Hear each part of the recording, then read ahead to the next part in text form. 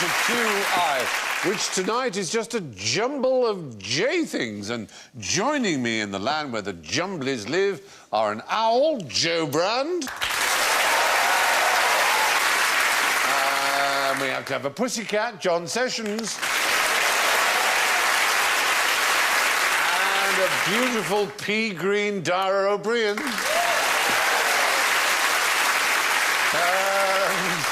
All at sea with a mind like a sieve, Alan Davis.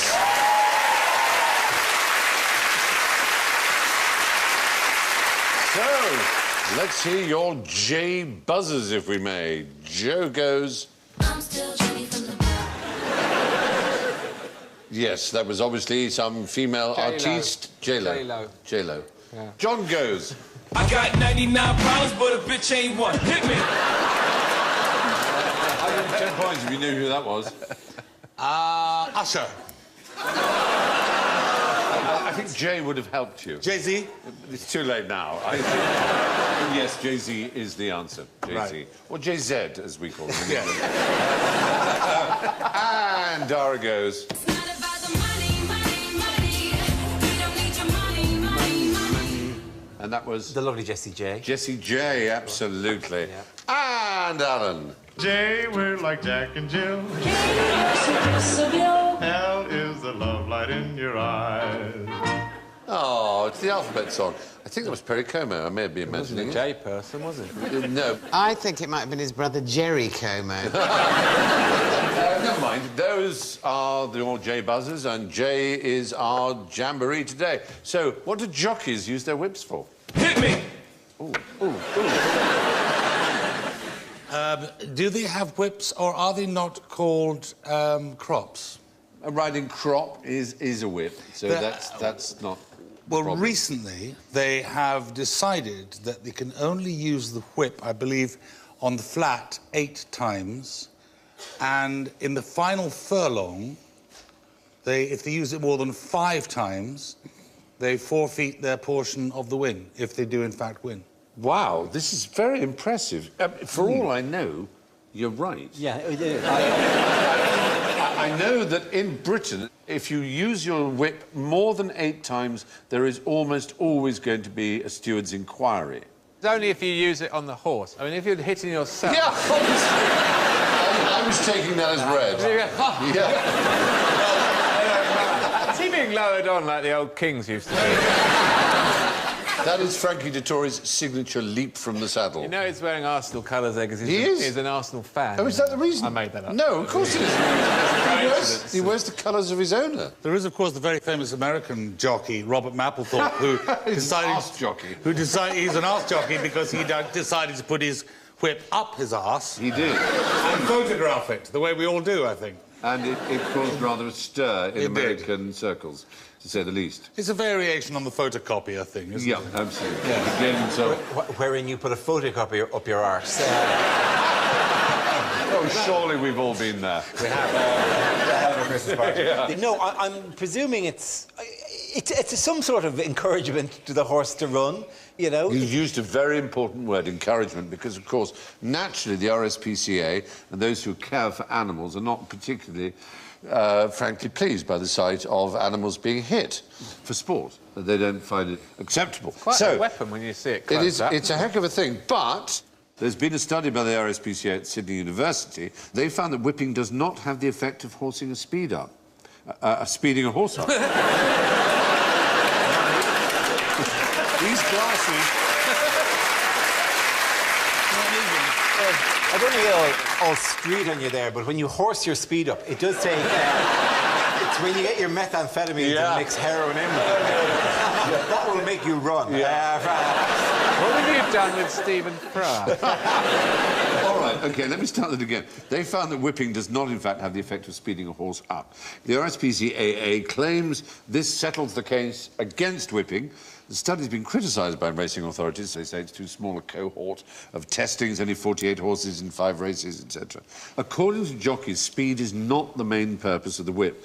The main uses are safety of both horse and jockey, stopping the horse from veering, losing balance, backing off from a jump, or prompting it to change the length of its stride. They're never allowed to use it to coerce the horse. The other is precisely the word you used, encouragement, which obviously the animal lobby says, come on, that's just a euphemism for coercion. Yes, it'd be delightful if you could run just a tiny bit faster now. This race is almost at an end. I think we've all seen horses being enthusiastically encouraged in the last so long of a race. If you're in a race in which you have somebody alongside you, like at a parents' day for school, right? Egg and spoon. Egg and spoon. Oh, no, well, no, more the three-legged one, where you've got somebody with you. If one of the people had a whip and felt that you were lagging and other parents were beating you and then whipped you, your motivation wouldn't be to run. It was to stop whipping me, you prick. Yes, yeah, and also the notion that, you whipped me in the bum, therefore I will be propelled forward, as opposed to reacting, veering off, randomly finding a what. I was caned in prep school and I never won a single race. It was terrible. Did you? You see, they whipped you every day. They whipped me every day. Did they whip you during the races? Because that would have been an impressive prep school thing if they let you start, if they gave you a head start and then ran after you with the cane. It would be a 5-legged race.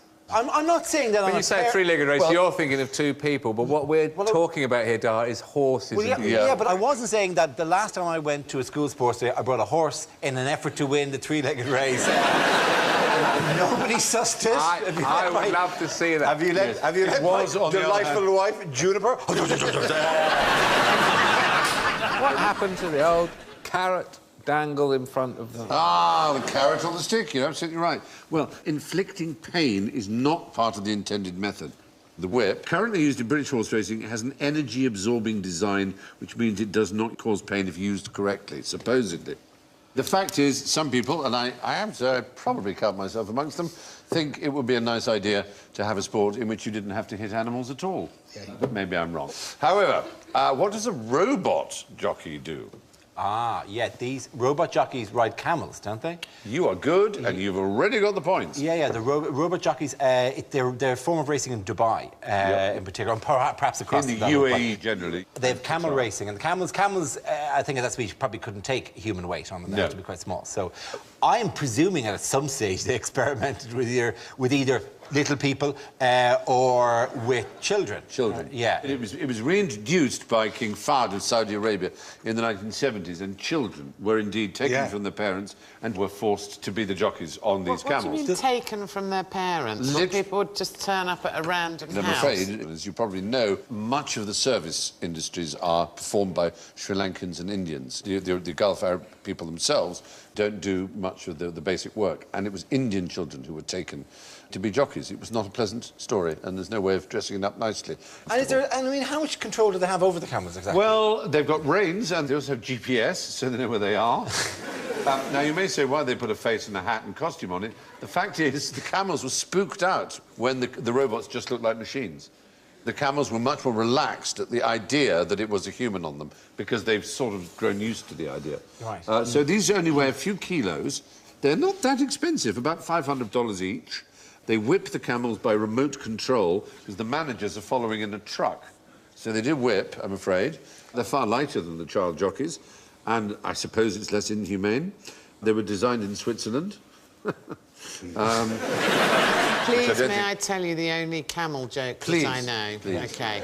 There's 2 guys in the army out in the desert, and there's a new recruit, and there are no women around at all, and the new recruit says, what do we do for sex? And the old guy says, I'm afraid it's the camels. And so that evening, they're all let out towards the camels, and the old bloke's running really fast, and the young guy says, what are you doing? It's only a camel. And he goes, yeah, but you don't want to get an ugly one, do you? So what are those camels we're looking at? What sort of camels are they? I'm sorry. There is another camel joke. Sorry. which is same starting point. Initially taken for the first couple of bits and said, "Oh, I'm afraid there are no women here. I'm afraid it's the camels." So late at night, the guy declares, I can't take it anymore. I'm as horny as hell." And he goes out and he rides the camel. And he comes back in and goes, "Well, that's the best we can do." And the man says, "Well, actually, when I said we've got the camels, we normally ride them into town."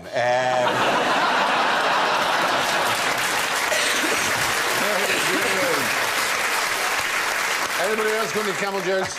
No. Excellent, excellent. They are dromedaries, aren't they? Those are dromedaries, and how can Yes. you tell? Because they have 2 humps. No, because they have 1 hump. Oh. Oh, I thought they were sitting, the robots were It sitting does between look the a bit humps. like that, no. Bactrian camels with 2 humps are incredibly rare. Right. Well, especially in the wild. That's a Bactrian on the left. Yes, yes. You find them in Mongolia and in China. Right. And they're probably not much more than 1,000 And left they in used the to have wild. them at the zoo when I was a kid, because Yeah. that's the sort I've been That's what on. we think of as a proper camel, a 2-humped camel. In fact, That's... it only had 1 hump, and then I sat on it, and it looked like... So, there's another sport that's associated with camels in another country. You familiar with it? Smoking. There is camel smoking. That is unquestionably, I wouldn't say a sport, but it's an occupation. Sport to me. No, this is a physical sport involving the camels. Water polo. No, no, it doesn't involve humans. It only involves the camels. Chess. I sometimes... I look at you and I wonder where these things grow, where they come from. What's going on? Just be nice to see, wouldn't it? It would be fantastic to see camels playing chess. Checkmate. Yeah. Thirsty? Me neither. Go again. We have to go to Turkey. In Turkey, they have 2 males and a female, and as often happens with mammals... 3-legged races. No, as... 3-legged, no. You've got 2 males and a female, and what that tends to make happen is the 2 males fight. So you then take the female away, and you have camel wrestling. It's a Turkish sport. It's just a kind of wrestling. They kind of push each other over. This is enormously popular. Look at the crowds. Yes. That's good numbers coming off of the camel. Oh, racing, it's yeah. incredibly popular. This is given to me as if it's unusual, but I suppose maybe it is. Maybe it's just me. When they're in the mood for sex, they urinate, use their tails to swish urine onto their own back, froth at the mouth, spit and dribble. Isn't that usual? Also, our hind feathers flare, and we stamp. That's right. Apparently, it seems they deliberately waste water by this urinating and frothing and dribbling as a way of showing their superiority. Because obviously water conservation is what they're all about as desert animals. Anyway, why does Joe Camel like Nosmo King? Hit me! Oh, Joe Camel was the mascot for Camel cigarettes. yes. There he is. Old Joe. There's old Joe up there. And Nosmo King Yes. was a British vaudeville act of the 1930s. And I think, obviously Nosmo King is no smoking, but That's right. that's not... He saw 2 doors. One said Nosmo, one said King. And when they closed in the theatre, it said Nosmo King. But he wasn't tempted to come to Phi Rigsit or something else. Emerge, NC exit. No, he wasn't any of those. It was in the 1920s that he, as you say, and then the Toilet. 30s. He was Roy Alcircle. But you haven't actually answered my question, which is why would Joe Camel like Nosmo King? You'd think he'd dislike him. Because Nosmo King used to be sponsored by Camel Tobacco. No. Joe Camel and cigarette manufacturers would like something that said no smoking. It makes you think of smoking. Yes. What psychiatrists have found is that no smoking signs make people want a cigarette. Makes you feel rebellious. It makes you feel, well, not just rebellious, it puts it in your head. Putting Whenever I big see one, signs it up reminds saying me of- no smoking is something that makes people want to smoke. Just Worked reminds me very of well getting with on that the bloke, tube. can it? Yeah, it worked very well. The fact is, anyway, the sign no smoking makes people want to smoke. So that's why Joe Camel would like Nosmo King. That's a rather sort of complex way of putting it. Now, which one of you can imitate an expectant jackrabbit? Hit me! Well, yeah, wow, that's great. It's a kind of hare, a jackrabbit. It is a hare. It's It's a hare. American for hare, basically. It's an American hare, yeah. But the female jackrabbit, when she gives birth to her young, makes no attempt to suckle them, and they are just left to forage for their own. So she's a bad mother. Daily And I would, Mail is I would gonna go imitate crazy her with this. like that, with a fag. I guess. Well, what you say may be true, but there's something more extraordinarily true about the pregnancy of the female jackrabbit. And this was something that was suggested by Aristotle. I know how you love to have an ancient Greek... Distracted by the rabbit being fisted in the Absolutely. I don't know who did our little silhouette. It's not entirely successful. It's a good effort, and we thank them for it. But Aristotle suggested that hares could get pregnant when they were already pregnant, which in most mammals, I think, isn't that rather sweet? I think you'll agree, is a bit peculiar. Aristotle thought it, and he was scoffed by scientists until very, very recently it was discovered that he was absolutely right. It was discovered in Berlin. Cats do this. Cats, Male hare, cats. Cats do this. Yeah, cats. Because a cat can have. We have by more than one. Yeah, Tom. we have two cats in there, Yeah. of same mother but different fathers. Exactly. And humans even can. There were twins born in 2010 in Arkansas, conceived 2 weeks apart. They were actually conceived at different times. So one egg was fertilised and then another. So they could have had different fathers. Twins with different fathers. Weird idea. All this is recently new knowledge, but Aristotle was spot on. It's known as superfecundation, when two different ova are fertilised in the same cycle. Or it's superconception. Ah, the little fluffy bunnies. So, complete the phrase. Pregnant mothers should eat... Loads. Burgers. The equivalent of 2 slices of bread extra per day, and no more is necessary. That's probably about right, and that's only in the 3rd trimester, actually. The fact is, the idea that you should eat for 2, which you managed to avoid, is nonsense. A pregnant woman should eat no more than she normally eats. She might have changes in appetite. Did you have any particular dietary desires when you were pregnant? I gnawed my husband's leg occasionally. And that was unusual. Not as far as our marriage was No, concerned. that's what I mean. So did you have any peculiar appetites that were specifically related to pregnancy? No, I was very boring. I didn't you really. didn't. No, but so I mean, coal. they do say, well, they say that you only want to eat coal if you're lacking vitamins, don't exactly, they? yeah. So no you were one obviously eats not coal lacking anymore. anything. My mother smoked my father's pipe. Could she not get her own pipe? Yeah, you... Poor father. It was her pregnancy that made her want to do it. Yeah, she just loved pipe tobacco. God, that's extraordinary. Yeah. There's no more beautiful image of motherhood than a pregnant woman smoking a pipe. It's Just the big essentials of nature. Yes. And a woman going... It's quite... tapping it out on the table and then digging in and then tapping it out on the belly, then. In fact, when I got pregnant, my grandma said to me, "Oh, eating for 2, are we?" And I went, "Bog off, I'm not cutting down." Anyway, moving on. So, what have they done to the javelin to improve it? Hit me! Johnny, you've got to stop answering every Oh, question. sorry.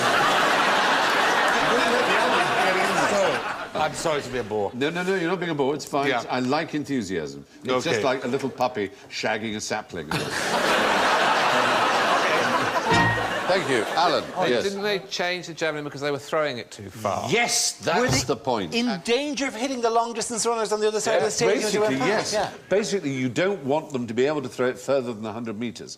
And what kept happening was that they just got better and better. And there was a particular technique called the Spanish technique, which involved spinning your body round like a discus thrower or a hammer thrower.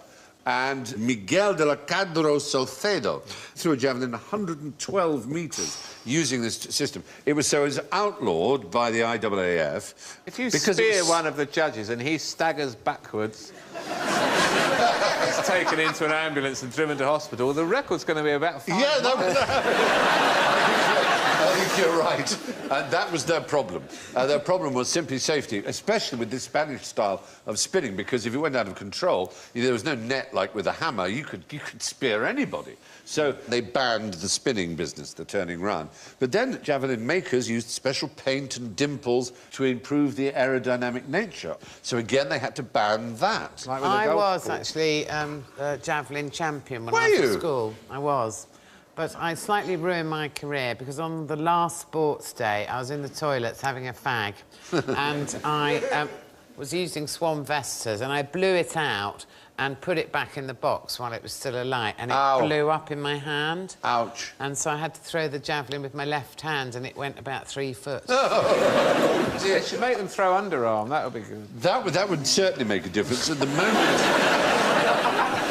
At the moment, so all these things have been banned, all these dimples, all these special paints, but they're going to have to make the javelin worse again soon because the world record now with the current javelin is 98.48 metres. It's really close to the maximum. Is there a standard javelin that they would all use? It's not like they arrive at the in stadium. fact, they ought presumably to allow people to Yeah, take, or force people to take one at everyone random. everyone puts a javelin in and everyone takes a Yeah, javelin. like a billy cue or something.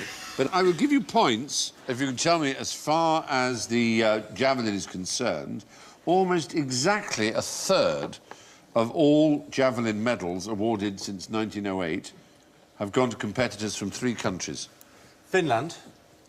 Finland. Keep going. Czechoslovakia. Poland. and the Bulgaria. United Kingdom. No, it's really weird. You should have stayed where you were with Finland, because the others, it was Norway and Sweden. Oh, really? Yeah. Scandinavia is the answer. So it's just, for some reason, they seem to be very good at throwing sticks. There you are. Very good. So, now, which should you avoid going to bed with? A jactitator or a jactitator? The second one. Because it means someone that wiggles about a lot. Yes! Who does it?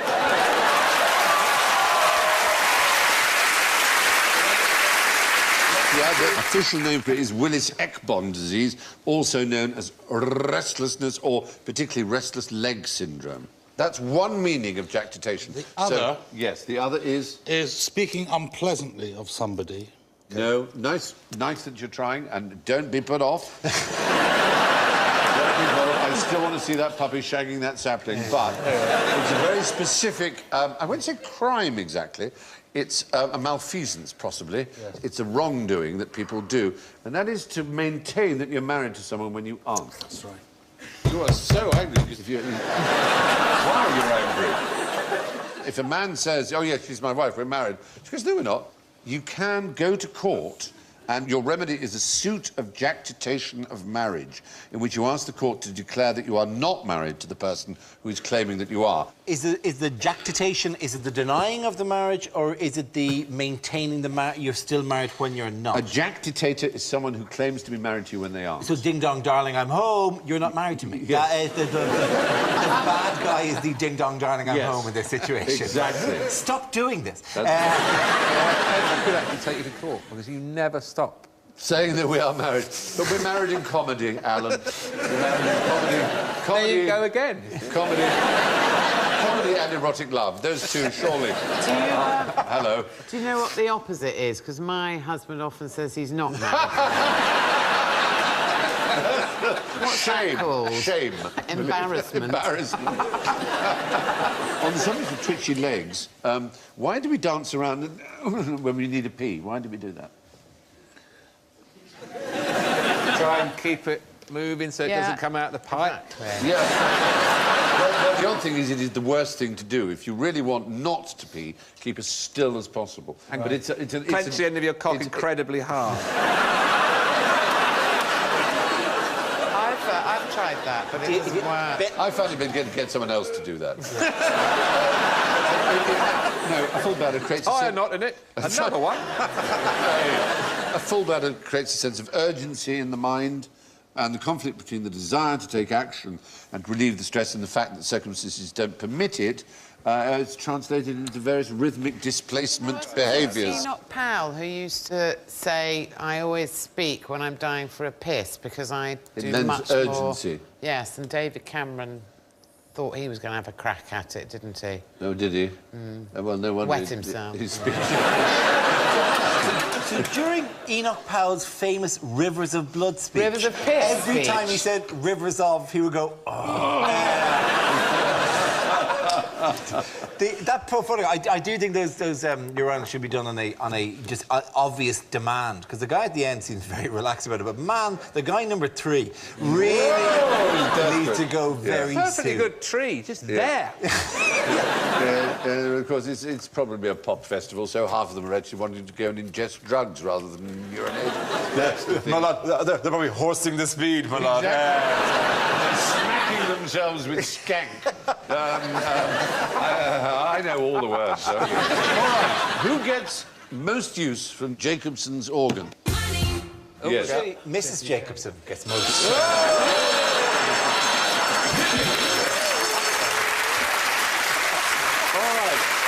It's your turn now, Dave. Jacobson's organ enables particularly lions and deer to chemically detect the pheromones in creatures of the opposite sex, in lionesses or...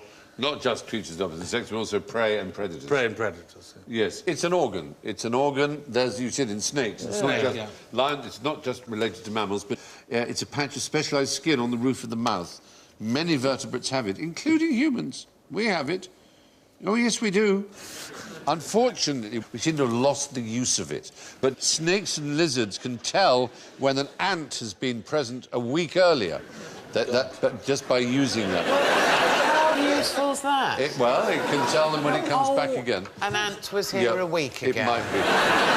It's really improved my life. Oh, I'd love an ant now.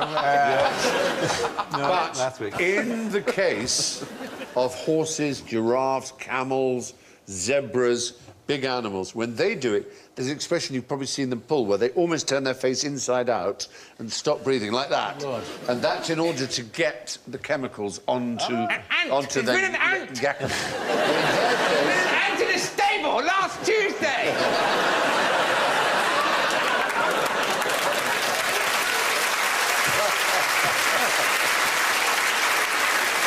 In their case, it's less likely to be an ant that there was a female or a male or a predator or a prey. Makes them look gorgeous. It's a funny old look, isn't it? The one in the middle's had its hair styled by someone from Girls Aloud. I think it rather Had the GHDs on that. It's a rather fetching Emma Bunting look, I thought. I think it was rather touching little bangs. So, what could be as good as spending 8 hours sitting on the lavatory? Oh, very little. What could be as good as sitting for 8 hours on the lavatory? With the seat up or down? Sitting with the seat down, I think, probably. That's Yeah. good, as I'm In terms of evacuating yourself. No, you're actually pooing for 8 hours. You're sitting in the lavatory for 8 hours. You're expending calories. Oh, yeah. Just by sitting on the Oh, loo. yeah, well, anytime. Right now, this is not recommended in any of the books, but this, we are all losing We're weight. burning calories. Right now. Plus, of course, we're using our brains, or some of us are using our brains. What did you mean by that? The fact is, 8 hours of sitting on the lavatory uses the same calories as 1 hour of jogging. Good God. No. Yes! Right, I'm off. Truth. You don't have to be a lavatory. Pretend you're on the lavatory. Unless you want to go for a jog. Unless you really are pushing. Unless No, you're then- really heaving. If you are, as they used to say, straining at stool. Yes. Then that takes some clenching. Unclench, clench, unclench. That would be good for you Yes, as well. yes, as a thing. right. But for 8 hours, that's too much. That's too much. You'd have a sphincter that could grab onto a pool cue. And I don't know what you could do with. I don't know what you could do with a sphincter. Don't You could go do any that. further. You've gone far enough and it's Can I beautiful. go further? Please do. Well, a friend of mine used to work as a nursing assistant in a home for elderly people, and there was one very old guy, I think he's about 95, and he was really constipated. So they gave him a massive dose of laxatives, and he was kind of left on the loo to see what would happen. And this friend of mine swears this is true, and he said that when he came back, this bloke was lying on the floor. And the reason he'd fallen off the toilet was because he'd done such a big poo, it had levered him off. Oh, my God.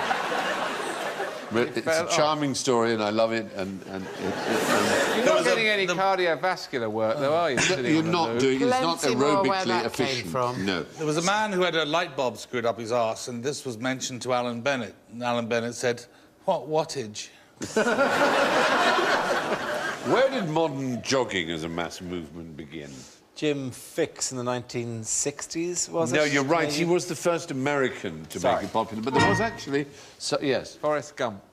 No, and again, that is Jim Run, Fix. Forrest, run! That is Jim Fix, who was the man who popularised jogging in America, but who died of a heart attack while jogging. That fixed it for Jim. It fixed it.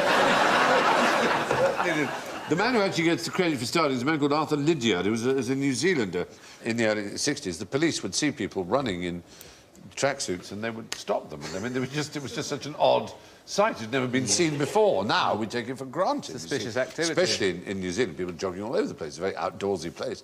But then, yes, they were constantly being arrested. Yeah. The father of utilitarianism, who would you describe as the father of utilitarianism? Jeremy Bentham. Jeremy Bentham. He's yes. stuffed. He's stuffed. Yeah, London University. They've taken him out of London University. University College, Oh, yes. they've removed him, haven't they? He's in a box. Nowadays, you have to make a special appointment to go Yeah, and see because him. people kept stealing him. Yeah, they did. I did a debate as a student in London University, and I was walking around the corridors trying to get the thing ready in my head, and I just walked into... I saw this box in the middle of a corridor, and it's not like there's a big sign like going... And he's dressed... Body in a box, yeah. body in a box, body in a box. You just see this little cupboard, and you look in, and there's like... Dead man, like One of the most brilliant men of his age, of course. Jeremy Bentham and James Mill used their utilitarian hypotheses on John Stuart. John Stuart James Mill. Mill was John Stuart Mill's father. I see, right, yeah. And he and Bentham sort of bombarded poor John Stuart Mill as a child with facts. So by the age of 4, he could speak Greek and Latin. And in his teens, he had an appalling breakdown as a result of this forced knowledge feeding. And the only thing that brought him back to sanity was reading the poetry of Wordsworth and Coleridge, apparently. So like my own life. Yes. I thought it was only me. I have to do a story that's worse than the poo story. Go on, then. Well, it's to do with pranks at medical school. Oh, lovely. My flatmate, they had a girl in their group at medical school that was very annoying, so they decided to play a trick on her. So basically, they got a hand from the lab and put it on her pillow in the student digs. And then they all hid in the kitchen, and she came in from a night out, went into her room, and they expected that she would just open the door and go, well, like that, and then they would all go in there and point and laugh. And she went in there, and for ages there was just complete silence. And they thought, oh dear, God, what's going Please, in? God, no, not what I think it I is. hope you're not thinking what I'm thinking, Alan. Please, let's not... Did she ball it into a fist? No.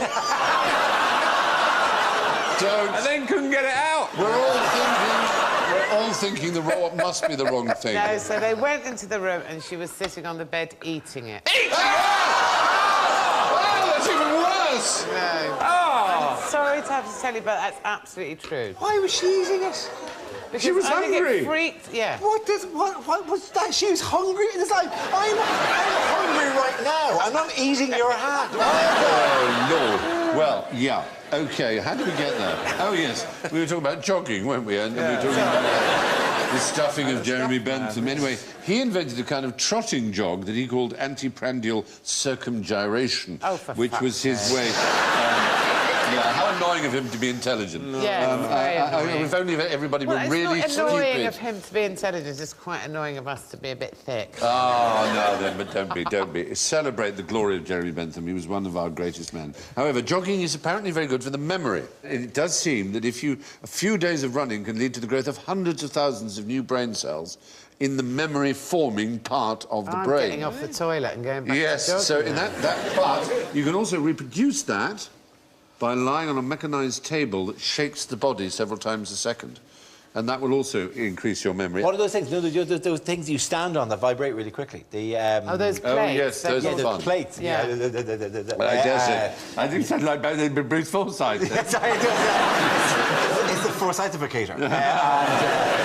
Let's face it, not to say you. An evening here without Bruce Forsyth or Ken Dodd. Oh, you've got a good Ken Dodd story, haven't you? Oh, gosh. Tell me your Ken Dodd story. A broadcaster of some description went to interview a politician, British politician, and he saw this wonderful picture, as he perceived, of Ken Dodd. on the wall. And the politician came in and the guy said, oh, that's wonderful, Ken Dodd. I mean, he's just one of the greatest comedians this country has ever produced. And the man said, do you mind, that's my wife. I want to know who the politician I wonder what I do. His wife looks like Ken Dodd. It's true. My wife. Or Doddy, as I call her. What a fine day! What a fine day to marry a politician! I'm telling you. And in came the children.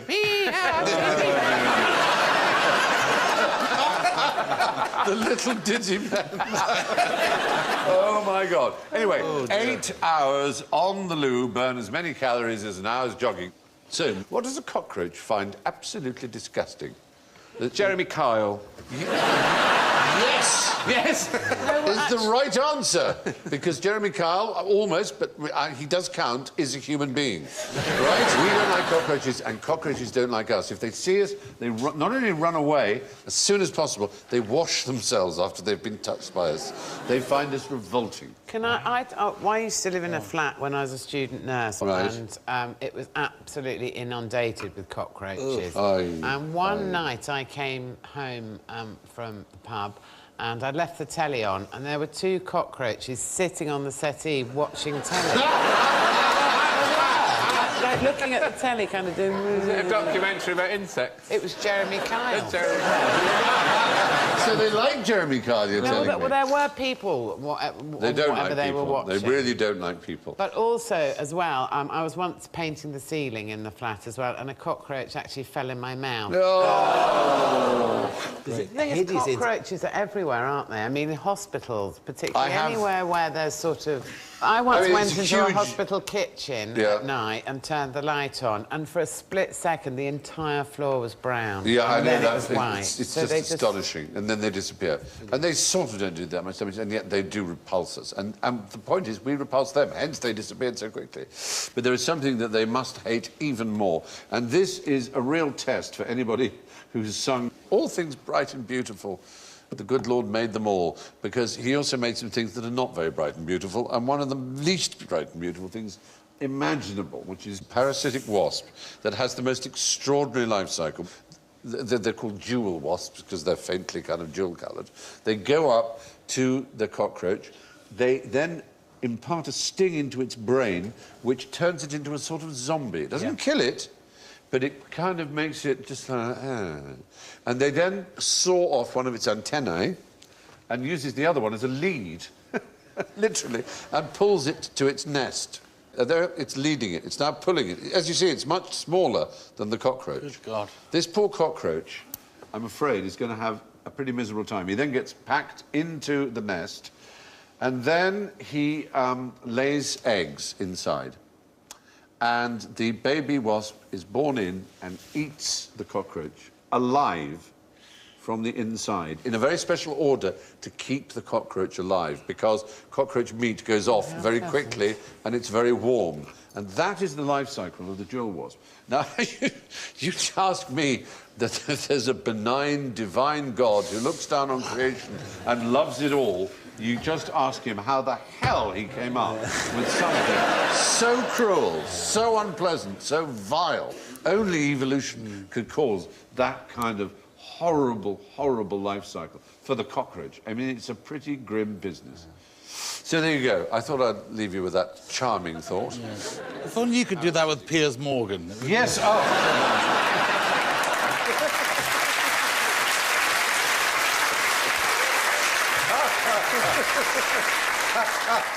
Very pleasing very good. thought. Now, here's a simple question. Why are we all such arseholes? Well, I'm contractually obliged.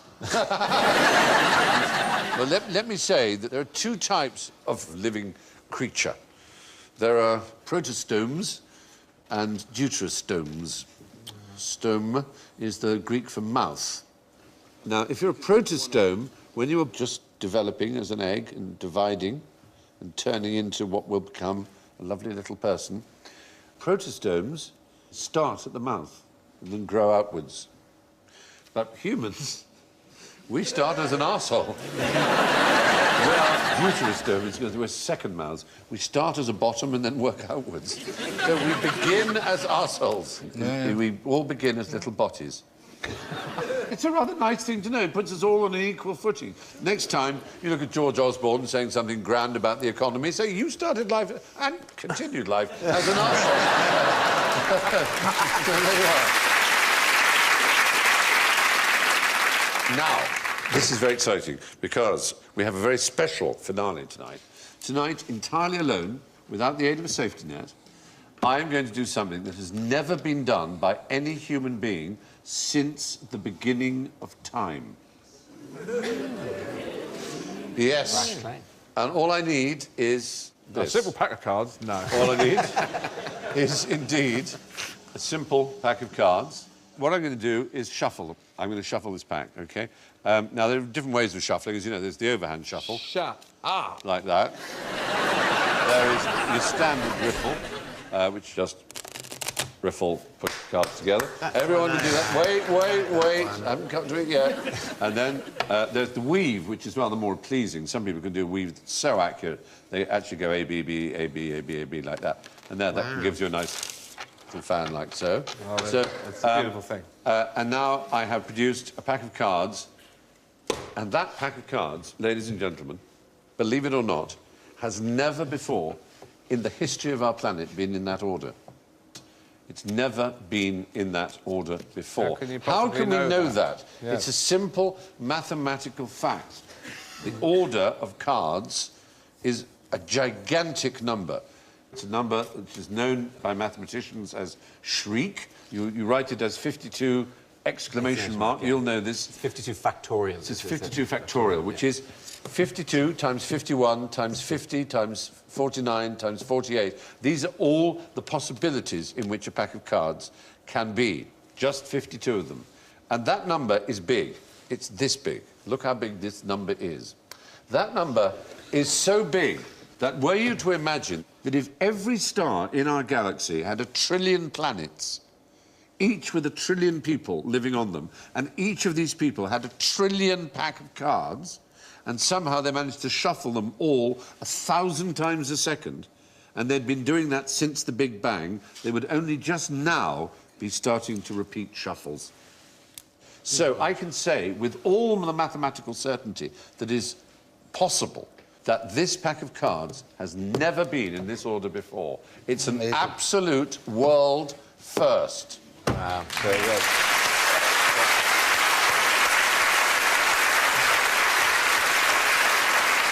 I know that seems amazing, but that number, it tells it all. It is astonishing. And I have done something, as I say, that has never been done by any human being before. I've produced this pack of cards in this order. And for that, I'm going to award myself some points. So there. Anyway, that comes to the scores, I think. I will go in reverse order from, well, from last to first. It's actually marvellous. We don't have a single minus number. We don't even have a zero. Everybody's on a plus. We have equal Dara, Joe and Alan with 1 point.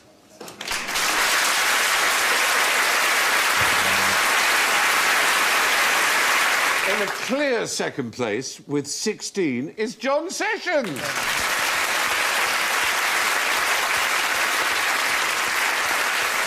But the clear winner with 52 shriek, 52 times 51, that number you saw, is me!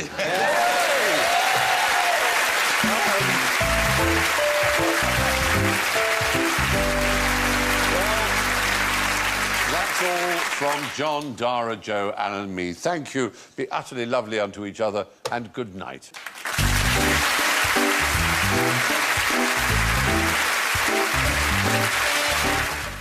More comedy and quizzing combined here on BBC HD this weekend, with a little music thrown in for good measure. Never mind the Buzzcocks, here tomorrow night at 1 a.m. Next tonight, though, comedy continues with Getting On.